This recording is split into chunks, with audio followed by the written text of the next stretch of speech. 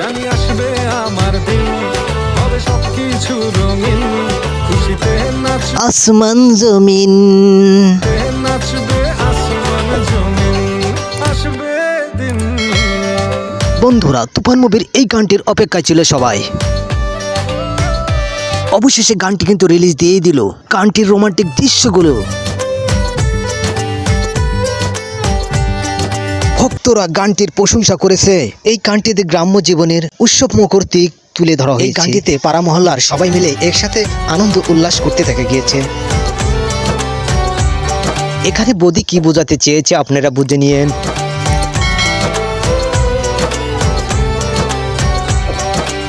আমার মতো সাকিবের অসাধারণ লুক আমার তো ভালোই লেগেছে।